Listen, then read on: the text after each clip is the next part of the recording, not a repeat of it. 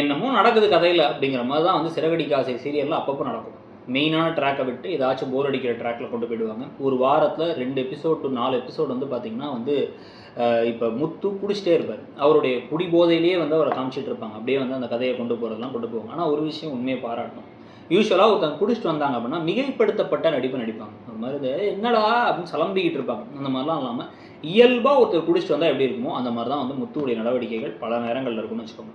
So அவருடைய நடிப்பெல்லாம் வந்து குறைய சொல்ல முடியாதபடி நடிப்பு. ஆனால் அதே சமயத்தில் இப்போ கதையில் ஒரு மாதிரி ஒரே இடத்துல கதை சுற்ற ஆரம்பிச்சிச்சோ அப்படின்னா அப்பப்போ தோணுது. நிறைய விஷயங்கள் நடக்கிற மாதிரி இருக்குது, ஆனால் அங்கேயே இருக்க மாதிரி இருக்குது. அதுக்கு முக்கியமான காரணம் ரோகிணி சிக்கினதுக்கப்புறமும் ஒரு பெரிய எதிர்பார்த்த மாதிரி ட்விஸ்டெல்லாம் கொண்டு வரல.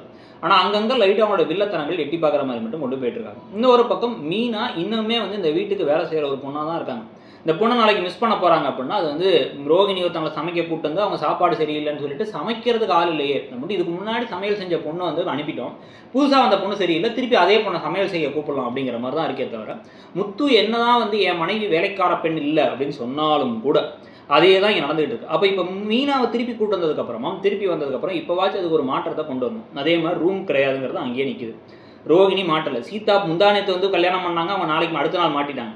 ஆனால் வந்து இங்கே ரோகிணியோ இல்லை வந்து இந்த ரூம் கட்டுற விஷயமோ இல்லை வந்து இப்போ மீனாவே வேலை செஞ்சு அவமானப்பட்டு நிற்கிறதோ அதெல்லாம் எங்கேயுமே நடக்காமல் இருக்குது. அதே மாதிரி தீனா ரதியை வச்சு ஏதோ கதையை கொண்டாங்க. இந்த டான்ஸ் கிளாஸில் கூட இருக்க 2 பேர் அவங்க ட்ராக்கும் அங்கேயே நிற்குது. இந்த மாதிரி பல ட்ராக் அங்கங்கே பெண்டிங் நினைக்கிறதுலாம் கொஞ்சம் சூடு பிடிக்க வச்சு கதையை இன்ட்ரெஸ்டிங்காக கொண்டு போனால் நல்லாயிருக்கும். அந்த கிறிஸ் இங்கே தான் இருக்காருன்னு தெரியும், அப்புறம் அந்த கிறிஸை காமிக்கவே இல்லை. முன்னாடி தத்தெடுக்கிறானாங்க, இப்போ போவே இல்லை. இது எல்லாத்தையும் பற்றி நீங்கள் என்ன நினைக்கிறீங்க? அந்த கதை போகிற விதத்தில் என்ன மாதிரி மாற்றத்தை கொண்டு தான் கரெக்டாக இருக்கும்னு நினைக்கிறீங்கிறத சொல்லுங்கள். இந்த சீரியலில் உங்களுக்கு பிடிச்ச விஷயம் என்ன, ஒத்து வராத விஷயம் என்ன?